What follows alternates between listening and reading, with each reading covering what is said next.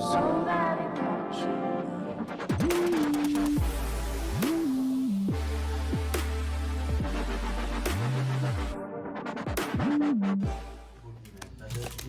Alrighty, what is up YouTube? Back at again with another deck profile for you today, and we are joined by Thomas. I'm going to be showing you guys GRANBLUE. Alright, so yeah, as you guys know, Glorious Justice is out, and we're going to be doing our deck profiles, and we have left DP, I believe, and we're going to get that to you soon, but today we have GRANBLUE, so Thomas, go ahead and touch your deck. Alright, so we start with the best starter, which is Captain Night Kid. We don't like Guiding Zombie because it's ugly.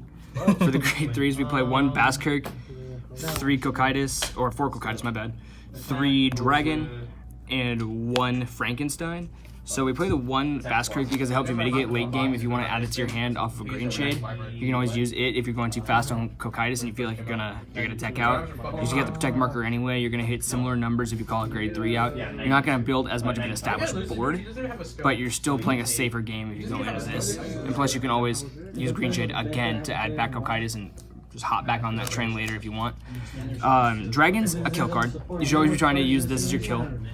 And then this is just a tech choice because this card just wins games if you can get its skill off completely. The idea that you can stop Sentinels immediately without pitching anything is really good, but when you pitch a 0 and a 1 and a 2 and a 3, it doesn't matter if they're using DP with the new shit, they're not going to be able to block it. So that's the grade 2, or the grade 3s. For the grade 4s, we're playing 4 Ruin Shade, 4 Green Shade, and 3 of the ghosty shit. So Ruin Shade is your optimal grade 2 ride. You're going to want to go into it because you're going to ride over Romario, you're going to mill 2. Then Ruin Shade itself is going to mill 2 every time it attacks. You're going to want to commit to as many of these as you can early game, so that way you can hit 10 and at least get your Basskirk if you need to, or hit Cocytus so that way he's hitting 22. Green Shade is your second most dependable unit because he, on placement, allows you to pitch a card, mill 2, and then add 1 back, which lets you get back your Ruin Shades, it lets you get back your Cocytus, it lets you get back any piece you're missing. And then the ships, when they attack, you can't normal call these, you have to call them out of the drop, which is totally fine because this deck is made to do that. On attack, it becomes a 24, which is a magic number against a Force Clan. They have to use at least a 15k to block it, which is really, really, really good. And then after battle, it's just going to retire itself and you draw a card. So combining that, you're just going to see a lot of hand power generate with this, which is something the deck had a problem with before. So that's it for the grade 2s. For the grade 1s, we're playing Romario, Ripple Banshee. I'm playing this, the Troubadour, Cadavir, whatever it is, and then 4 of the grade 1 PG. So my philosophy here is that you have 2 very good grade 1 rides. You have this, which is the same thing as the Bermuda, where you draw, you pitch 1, which combined with the starter, you're drawing 2, pitching 1, so you're going to already start your turn with 1 and drop. Romario is cool because he's gonna sit there for your first turn, you take a damage, ride over him, counterblast, mill 3, and then add 1, which is also really good. Combining that with the Ruin Shade, you're gonna put at least 5 cards in your drop zone, which is really, really, really nice, especially if you're on grade 1. That's always nice. The Troubadour is good. It's mostly because I couldn't find a way to fit 4 Dancy Cutlass into the deck yet. I'm playing this because it countercharges and soul charges when you play it from your hand and you have 10 and drop, which is usually pretty possible. And if you're missing just that little piece, you can Green Shade it back.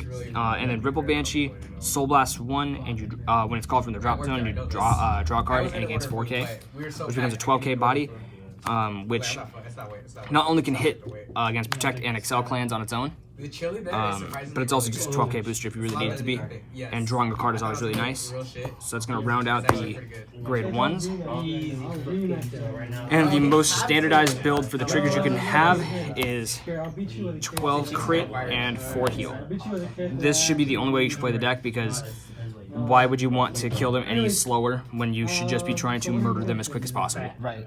That's the only way you should really look at this. You can also, like, that's about it. Like, triggers don't really need much explaining. It's just a matter of preference. If you want to play 8, 4 draw, 4 heal, if you want to play 6, 6, you can do whatever. But playing draw, you're already drawing so much and milling so much, you're going to deck out. you're gonna find that to be a problem. So 12 crit just makes your deck much more consistent and not like you're gonna lose 2 playing the game.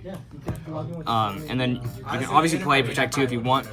Shouldn't have to. You should always be going in for an actual Sentinel because all of your rear guards that you're going to try and kill with will retire themselves during the end phase. So, or after their battle. So it's completely pointless to have a Protect 2, which is just going to get 5k. Who cares about the 5k? Or, yeah, who's going to care about the 5k? It doesn't really matter.